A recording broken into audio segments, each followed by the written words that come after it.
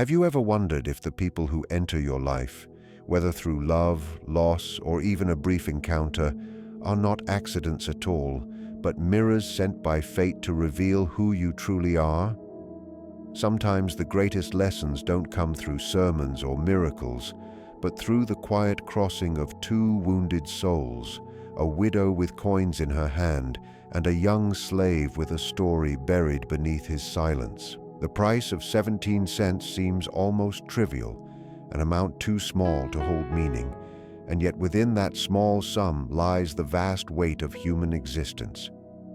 The act of purchasing another soul for so little reveals the disturbing way in which society once measured life through the lens of economy rather than spirit.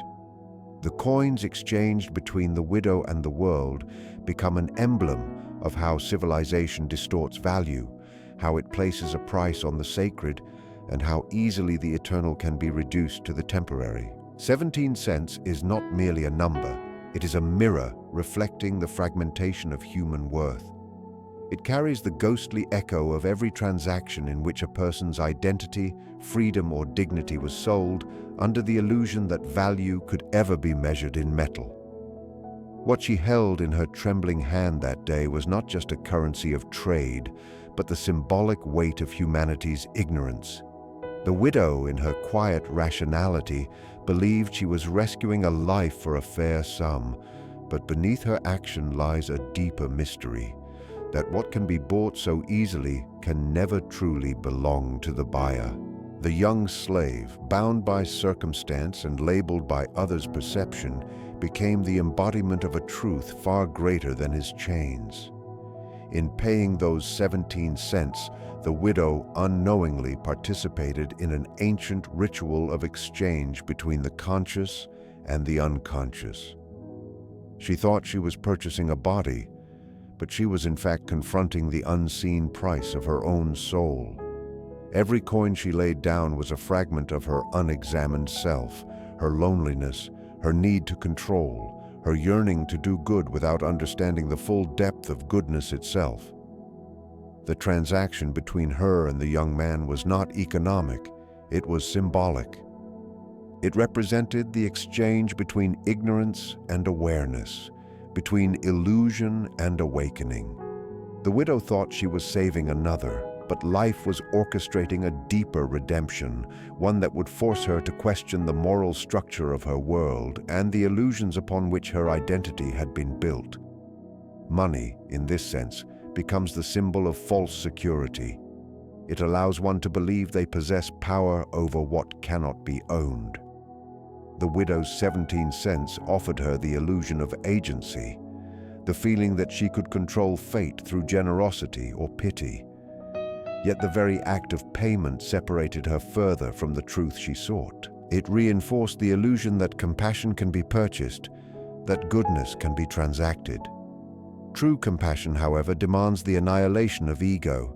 It is not about possession, but about participation in another's suffering and transcendence. When she bought the young slave, she did not realize she was stepping into a divine paradox. The Redeemer and the redeemed are always the same soul at different stages of understanding. The one who rescues and the one who is rescued mirror one another in the eternal rhythm of human awakening. 17 cents may seem insignificant, but within it lies a mythic symbolism. The number 17 has long been associated with transformation, with the crossing of thresholds between material and spiritual planes. It marks the point where value ceases to be quantitative and becomes qualitative. What she paid in silver, she would repay in spirit. The smallness of the amount exposes the great irony that spiritual truths often hide behind what appears meaningless to the rational mind. For the widow, this transaction would become a portal, one that opened her to a truth too vast to comprehend in that moment. She had bought a young man, but she had also purchased the key to her own hidden conscience, the silent mirror that would reflect her moral blindness back to her in time. The coins themselves seemed ordinary, but they bore the fingerprints of countless hands, the echoes of labor, hunger, and survival. They carried the unseen history of exploitation and exchange, that shaped the society she lived in. The weight of those coins was not in their metal, but in their meaning. When they dropped into the merchant's palm, the sound was small, almost tender, yet behind that sound was the great machinery of injustice that had long taught people to equate price with worth. The young slave, though silent, carried the invisible mark of divine irony. He was worth infinitely more than the sum she paid, yet through that undervaluation, he became the vessel through which her own spirit would eventually awaken. The widow's decision was born of loneliness as much as morality. Her house was empty, her days filled with echoes of absence. The purchase gave her purpose, something tangible to hold in a world that had taken much from her. But the truth, hidden deep in the folds of her unconscious, was that she was not buying help. She was buying meaning. 17 cents became her attempt to fill the void with something she could control. Yet life has a way of mocking control. The more one seeks to possess, the more one is possessed by what one owns. The young slave would not simply serve her household. He would serve as the mirror through which she saw herself stripped of illusion. The price she paid would reveal its true cost not in coin, but in confrontation. The act of exchange, though external, resonated with a deeper archetypal truth. Every human being at some point sells a piece of their freedom for comfort, approval, or safety. Every society constructs systems in which souls are priced according to their utility. The widow's transaction was only a reflection of this universal pattern. She was both participant and victim of the collective blindness that reduces spirit to function, heart to labor, and love to ownership. Yet, within that blindness lies the potential for awakening. The recognition that 17 cents could never equal the worth of a soul is the moment when consciousness begins to stir. The price, in the end, is not about money, but about awakening to the illusion of value itself. What costs 17 cents in the world may cost an eternity in the soul. The widow would come to learn that her coins had bought not a servant, but a story, a living mirror through which she would come to understand that the soul cannot be bought or sold, only recognized. The value of the young man was not in what he could do for her, but in what he could reveal to her. His presence would become the slow unfolding of her own forgotten humanity, the moment when she realizes that no currency can ever measure the immeasurable, that the worth of a human being lies not in possession, but in connection, and that sometimes the smallest price hides the greatest truth of all. The widow's act of purchasing the young slave was seen by others as an act of mercy, a gesture of compassion in a cruel world. Yet beneath this surface of kindness lies a complex inner drama, a collision between light and shadow, pity and possession, redemption and control. The widow believed she was rescuing another human being from despair, but unknowingly, she was rescuing herself. Her compassion was not merely an expression of goodness, but a reflection of her hidden wounds. Every act of pity carries a shadow. It often hides the unconscious desire to heal something within ourselves through the suffering of another. She saw in the young slave's eyes the reflection of her own loneliness, the emptiness that had been silently echoing through the halls of her existence. Her late husband's absence had carved a void that charity could temporarily fill. Yet the young man she bought was not just a body in need of care. He was the manifestation of her forgotten self, the vulnerable, broken, and yearning part of her soul she had long buried beneath duty and grief. The projection of compassion is one of the most subtle illusions of the human heart. When the widow extended her hand toward the young man, it was not merely his suffering she was reaching for, but the unhealed fragments of her own being.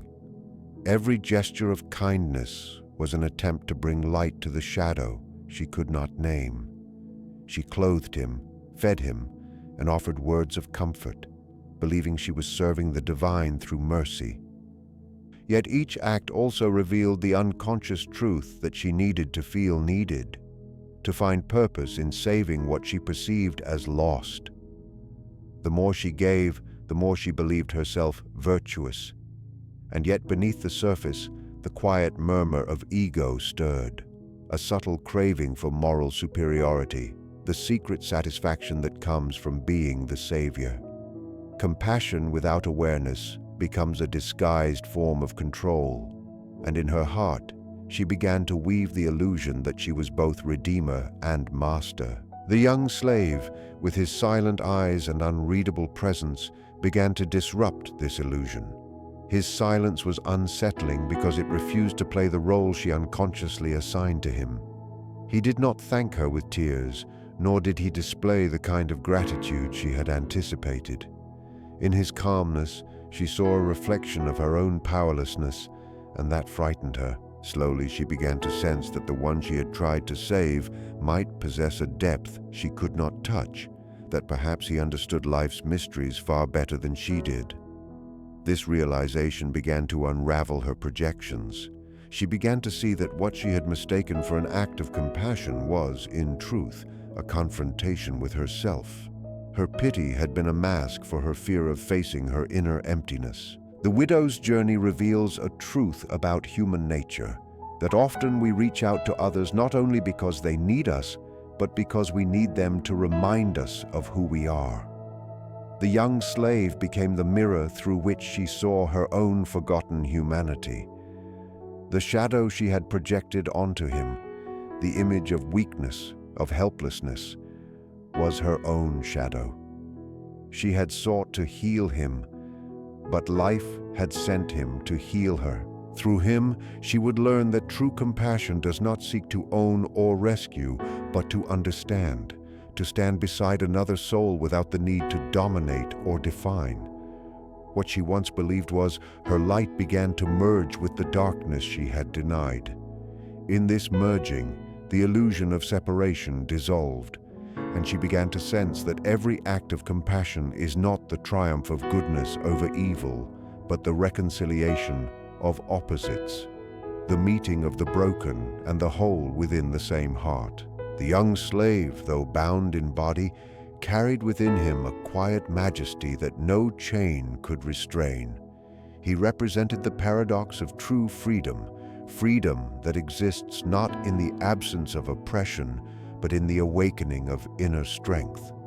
His life had been marked by captivity, but his spirit remained untouched by ownership.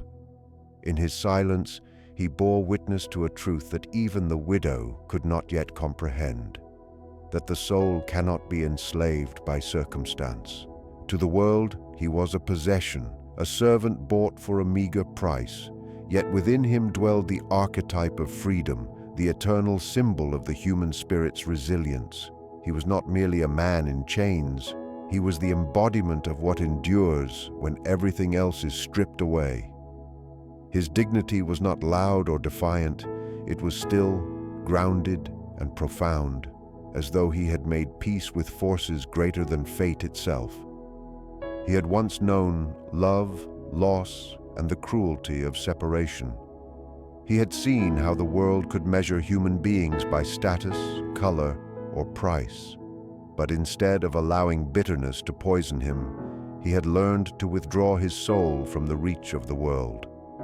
He carried within him a secret sanctuary where no master could enter. This sanctuary was not a place but a state of being, a consciousness untouched by external bondage. When the widow looked at him, she saw submission. What she could not see was that his silence was not born of fear, but of wisdom. He had learned that resistance, when rooted in anger, only deepened the chains, but acceptance born of awareness could transcend them. His calm eyes held the mystery of one who had discovered that true power lies not in dominance, but in inner freedom. The young slave's presence began to alter the widow's perception of control. His obedience was gentle yet unsettling. It did not carry the weight of subjugation, but of choice. In his quiet service, there was a sacred dignity, as if he knew a truth that rendered all ownership meaningless. The more she tried to define him by his role, the more she sensed that he did not belong to that definition. His silence carried the weight of invisible knowledge, the kind that comes from suffering transformed into understanding. Through him, she began to realize that freedom is not granted by others. It is discovered within oneself. His very being challenged the structure of power that surrounded him. The paradox of his existence was that though he had been labeled a slave, he was in truth freer than many who called themselves masters. He was bound externally but unbound within, and that made him dangerous to the illusions of those around him. His quiet endurance revealed that the true prison lies not in the chains that bind the body, but in the ignorance that binds the mind. His stillness was a rebellion without words, a declaration that no one can truly own what is eternal. The young man, once reduced to property, became a living testament to the idea that the soul's freedom cannot be bought, sold, or silenced. His presence was a whisper from eternity reminding the widow, and through her all of humanity, that even in bondage, the spirit remains infinite. When the widow discovered the truth about who the young man had been married to, her world shifted. Until that moment, she had lived within a carefully constructed reality where she was the benevolent savior and he the rescued soul. But revelation has a way of undoing illusions, stripping away the comfort of ignorance. The news came not as an external shock, but as an inward earthquake, unsettling everything she thought she knew about fate, justice, and the boundaries of human connection. The realization that the man she had bought for 17 cents had once been bound in sacred union with someone significant, someone whose existence touched her own life in invisible ways, opened a door to a deeper truth, that no human encounter is accidental, and that destiny often weaves lives together long before awareness catches up.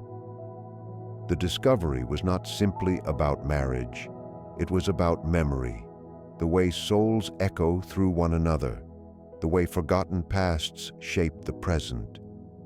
In that instant, the widow began to sense that life was not linear, that it moved in spirals, that what we do to another, we ultimately do to ourselves.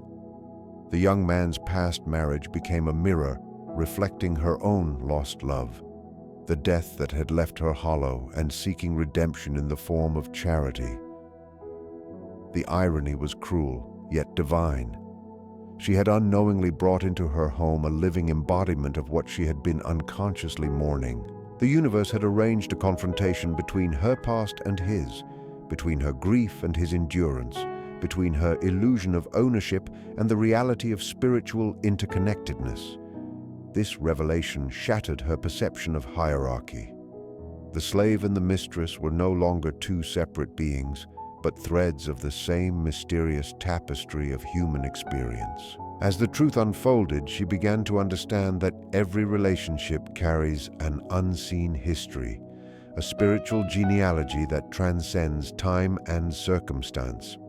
The marriage he once had was not merely a human bond, it was an archetypal symbol of union between two aspects of the self, the masculine and feminine energies, the active and receptive, the seen and unseen.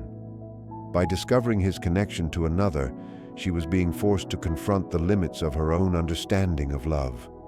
Love, she realized, was not possession, nor pity, nor even the desire to heal. It was recognition, the ability to see the divine in another without seeking to control it. The young man's past wife, whether dead or living, became a symbol of that sacred recognition she had failed to understand. The widow's reaction was complex. At first came disbelief, then shame, and finally a slow, dawning awareness that her act of purchase had not been guided by fate's cruelty, but by its mercy. Life had given her a mirror to see how her compassion, however sincere, had been laced with blindness. The revelation of who he had been married to was the universe's way of awakening her conscience. It forced her to see beyond appearances, to recognize that behind every title, every role, every label of slave or master lies a mystery too deep for the human mind to categorize. She had touched something sacred without knowing it, bought what could never be bought, and in that realization, the veil of separation began to dissolve. The young man, on his part, did not react with bitterness or accusation. He met her confusion with stillness, as though he had long known that truth would eventually surface. His calmness became the final lesson, the embodiment of forgiveness that transcends circumstance. It was through him that she finally glimpsed the nature of divine love, not emotional attachment, not human affection, but the unconditional acceptance that arises when the heart awakens to its unity with all beings. In that moment of recognition, the widow experienced both death and rebirth, the death of her illusions and the rebirth of her soul. She understood that this revelation was never meant to condemn her, but to free her from ignorance, from guilt, from the illusion of separateness. The young man's past, far from being a burden, became her liberation. It showed her that no act, however misguided, is outside the realm of transformation. Life had woven their stories together not to shame her, but to teach her that compassion without understanding is incomplete, and understanding without compassion is sterile. The widow, once bound by social roles and moral pride, now stood naked before truth, humbled, awakened, and infinitely more human. In the silence that followed the revelation, something sacred took place. The air itself seemed to hold the weight of destiny fulfilled. The coins that had once clinked in her hand now felt like relics of a forgotten illusion. She had paid 17 cents for a lesson that could not be bought with gold. The marriage he once had, the love he had lost, the pain he had endured, all became part of her own spiritual inheritance. The widow could no longer see him as a servant, nor herself as a savior. They were two souls who had met in the mysterious dance of fate to awaken one another. The truth of who he had been married to was no longer merely a revelation about the past. It became a key to understanding the nature of destiny itself. Life had arranged a divine meeting between two wounded hearts, and through the shock of recognition, both would find freedom. The widow's journey from ignorance to awareness mirrored humanity's journey toward enlightenment. The gradual unveiling of the truth that all lives are interconnected, that no act is isolated, and that beneath every story of suffering lies the silent hand of grace guiding the soul toward wholeness.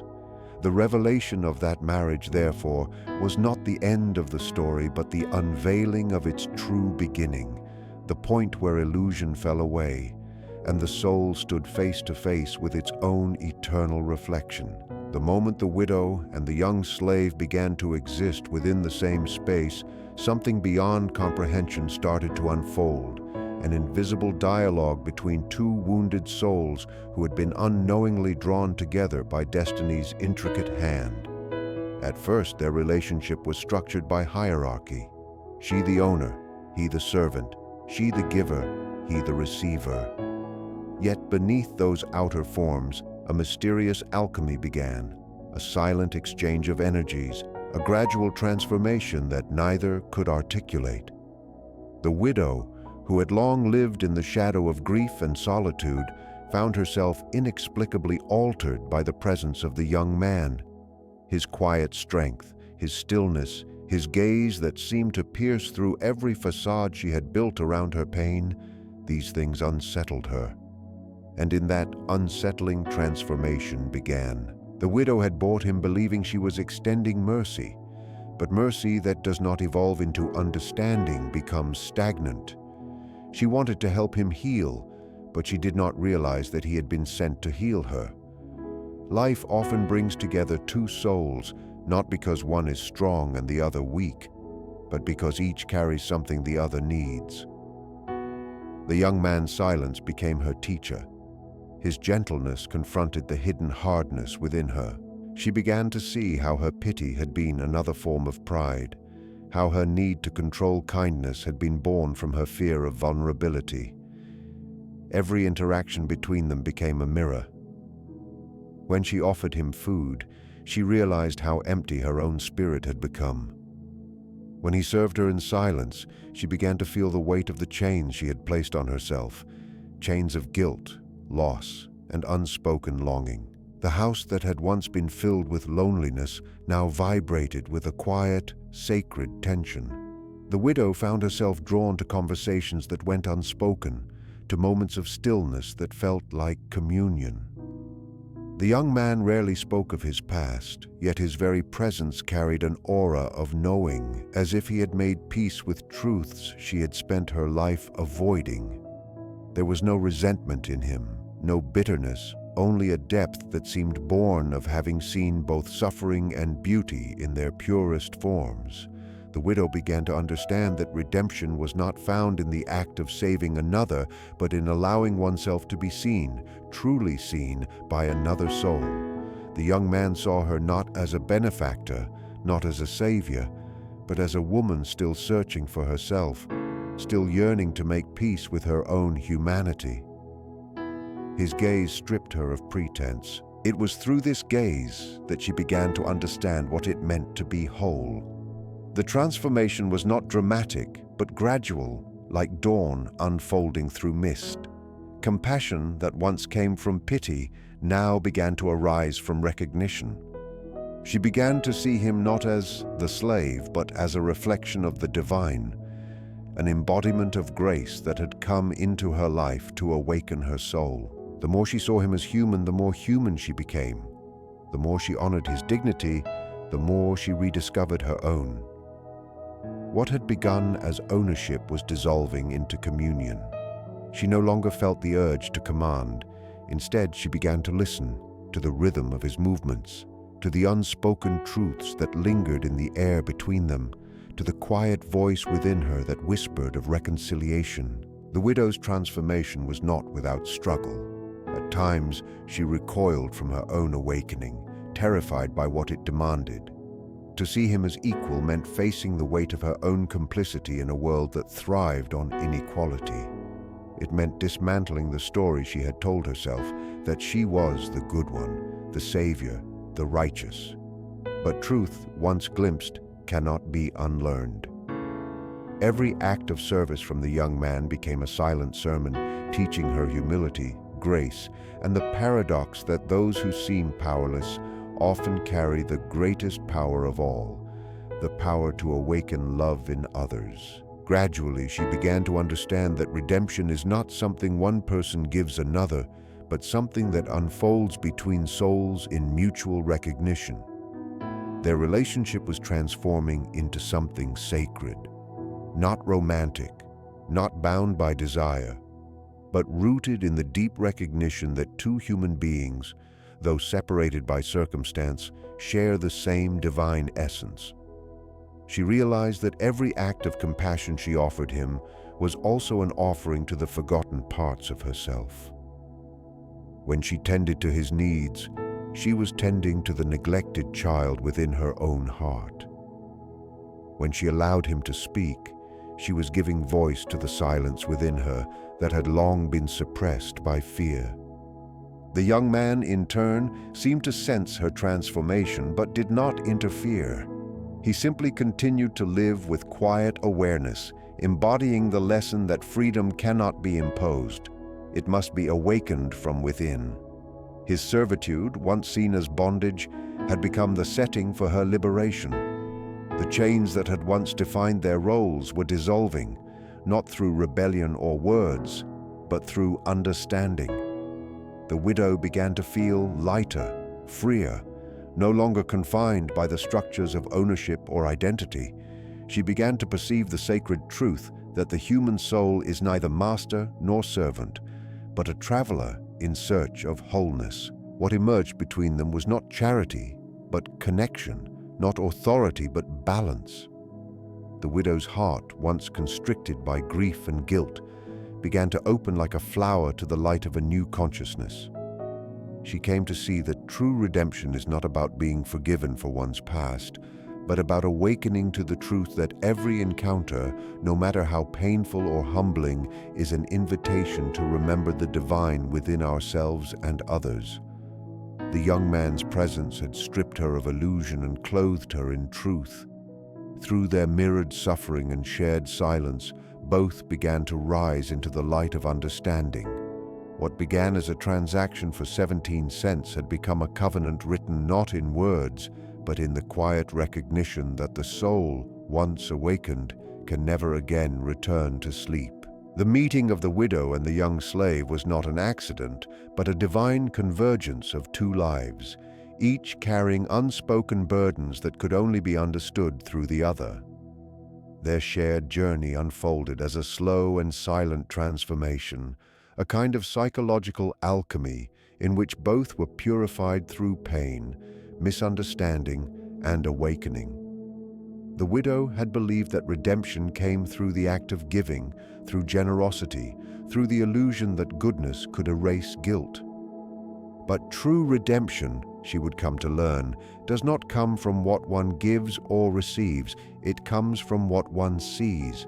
To truly see another person, not as a symbol, not as a role, not as a projection of one's own desires, but as a soul, was the beginning of rebirth. It was not the widow alone who needed to be redeemed, nor the slave who needed to be freed. They were reflections of each other's unfinished stories, bound together in a sacred process of becoming whole.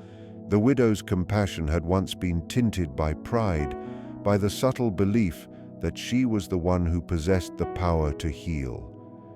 Yet as the days turned into months, she began to realize that compassion without understanding is merely sentiment, and understanding without compassion is sterile. The young man's silence began to draw her deeper into herself. Every time he bowed his head, she felt a tremor in her heart, as if he were silently asking her to look inward. The act of kindness that had once made her feel superior now began to humble her. She saw that what she had taken for weakness in him was actually strength, and what she had called generosity in herself was actually an attempt to soothe her own emptiness. The illusion of separation began to dissolve. Their lives, once divided by power and role, began to merge into something that defied the language of society, a mutual recognition that both were learning from each other. The young man, in his quiet presence, became a mirror of forgiveness. He did not resist her authority, but he also did not surrender to it. His servitude was graceful, deliberate, and strangely free, as though he had made peace with the rhythm of life itself. The widow often watched him in the garden, his hands moving through the soil with reverence, his eyes soft but distant, as if he were tending not to her land but to his own spirit. There was something sacred in the way he worked, something that reminded her of prayer. She began to sense that he was not serving her out of obligation but out of understanding. He saw her not as a master, but as a human being searching for light. That realization broke her heart open in ways words could not. It forced her to see that redemption was not one soul saving another. It was two souls remembering that they had never been truly separate. Through the simple moments, the exchange of glances, the sharing of silence, the presence of two beings under the same roof, something eternal was awakening. The widow began to notice how differently she breathed when he was near, how her thoughts became quieter, her fears less urgent. She was no longer haunted by the same ghosts of regret that had once filled her nights. His silence had taught her to listen, not to words, but to what lives beneath them. For the first time in her life, she began to understand that true freedom was not the absence of chains, but the acceptance of truth. She realized that she too had been a kind of slave, bound not by ownership, but by the weight of her unhealed past. The young man's quiet strength had revealed that every chain we place on another is also a chain that binds us. Redemption came not in a single moment of revelation, but in the slow unfolding of awareness. The widow began to live differently. Her heart, once hardened by survival, began to soften into tenderness. She stopped seeing her house as a possession and began to see it as a shared space, a sanctuary where two souls were learning to coexist beyond identity. The walls that once echoed with loneliness now carried the soft hum of understanding. Even the air felt different, lighter, as though forgiveness had seeped into its very texture. The young man continued his work, but it no longer felt like servitude. There was dignity in his movement, freedom in his restraint. The two of them, without ever naming it, had entered into an unspoken covenant, the agreement to see one another as equals in spirit, even if the world outside could not. The widow's transformation reached its depth the day she looked at him and saw herself. Not the self she showed to the world, but the one she had buried, the self that had known loss, pain, and longing for meaning. In his eyes, she found the reflection of her own humanity, raw and unguarded. That recognition shattered the final illusion of separation. She realized that redemption was not about ascending beyond sin or shame. It was about descending into the truth of one's own heart and finding grace there. The young man, too, began to sense that his suffering had not been in vain. Through her, he had found a witness to his soul, a person who finally saw him not as a victim, not as property, but as a man whose spirit could not be bought or broken. Their connection became a living symbol of the paradox of existence, that through pain comes healing, through loss comes discovery, and through the act of seeing another soul, one begins to see God. The widow and the young man no longer lived as master and servant, but as participants in a sacred exchange that transformed both their lives. The house, once a place of silence and sorrow, became a temple of reconciliation. The act that began with 17 cents had blossomed into something priceless, a redemption not of circumstance, but of spirit. Through their mirrored humanity, the widow found her soul reborn, and the young man discovered that even in bondage, he had always been free. Their story became a quiet testament to the truth that the soul's greatest transformation does not occur through miracles or revelations, but through the simple, patient act of recognizing oneself in another. Beneath the surface of this story lies a truth so subtle and yet so universal that it transcends the boundaries of time and place. The encounter between the widow and the young slave is not only an event between two human beings, but a revelation of the hidden architecture of the human soul. Every person we meet is a reflection of something we have forgotten within ourselves. Every bond, no matter how ordinary or painful, carries within it a message from the unseen depths of existence. The widow believed she was buying a servant for her home, but what she truly purchased was a mirror for her soul. She had invited into her life a reflection of her unconscious self, a part of her being that had been exiled into silence. Life, in its strange wisdom, uses the language of coincidence to teach the spirit what the mind resists. What appeared as a transaction of pity became the theater of revelation, where both lives were being rewritten by forces larger than understanding. In the quiet rhythm of their days together, the widow began to sense that something sacred was unfolding, something she could neither control nor fully explain. The young man's presence carried a gravity that disturbed the fragile peace she had built around her grief. He was not loud nor rebellious, yet his very existence seemed to question everything she thought she knew about worth, identity, and justice. He became the still water in which her illusions were reflected back at her. When she looked at him, she saw not only a man, but the weight of human history, the suffering, endurance, and strength that had been dismissed and devalued by a world that measured life by hierarchy. His silence was the voice of that history, and his calmness was the rebellion of the spirit that refuses to be defined by chains. The widow could not name it, but she felt it, the stirring of something eternal beneath the surface of her small personal story. The mystery of human existence lies in the way the visible and invisible constantly intertwine. Beneath every act of kindness hides a deeper intention. Beneath every injustice, a possibility of awakening. The widow's action, though born of ignorance, became the instrument of transformation. She did not know that her need to rescue another was life's way of rescuing her from her own blindness. The young man did not know that his suffering had been preparing him to become a vessel of wisdom for someone lost in comfort. They were two threads woven by destiny into a single pattern neither could foresee. Their meeting was not random, it was a point of convergence in the vast tapestry of the collective soul. Through their relationship, they were participating in something far greater than their individual fates, the eternal rhythm of fall and redemption, ignorance and illumination, bondage and freedom. The unseen depths of the human heart contain contradictions that cannot be solved by reason.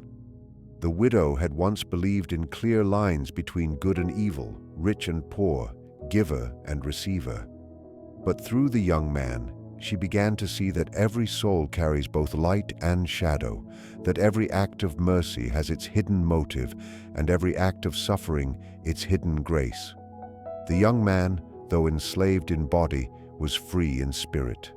The widow, though free in the eyes of the world, was bound by her own unseen chains, chains of guilt, pride, and illusion. The symmetry between them was not accidental, it was symbolic. In serving her, he revealed her bondage. In commanding him, she revealed his strength. Life had set them as mirrors facing each other so that both might awaken. Their story reminds us that understanding another human being is never a matter of intellect, but of participation. To see into another soul is to see into one's own. The widow's awakening began when she stopped seeing the young man as the other. That shift did not happen in a moment of drama, but in quiet moments, when she watched him work in the garden, when she heard him humming softly under his breath, when she caught the faint trace of pain in his eyes and realized that his suffering spoke the same language as her own. It was then she understood that empathy is not learned, it is remembered. It arises when the boundaries between I and you dissolve, when one heart recognizes itself in another. This realization carried both beauty and terror. To see the divine in another meant she could no longer hide behind moral superiority or social status. It meant she had to confront the illusion of separation that had defined her life. But this confrontation was her liberation. For the first time, she felt the immense stillness that comes when the heart opens to what is real. The world outside had not changed, yet everything within her had been reordered.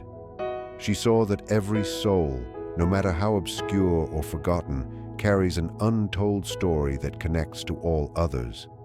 The universe is not made of isolated individuals, but of interwoven consciousness, each life a thread in the same invisible fabric. The unseen depths of existence remind us that the sacred often hides in the ordinary, that the divine often wears the disguise of suffering. The widow had looked for meaning in wealth, religion, and respectability, but she found it instead in the eyes of a man the world had dismissed as worthless. The young man, through his endurance and silence, taught her that worth is not defined by circumstance, but by awareness. Together they discovered that redemption does not arrive from above, but emerges from within, in the quiet recognition that every life is bound to every other. In the end, their story is not one of dominance or defeat, but of awakening. The widow learned that every soul she encounters is a messenger of truth, and the young man learned that even his suffering had been part of a divine design.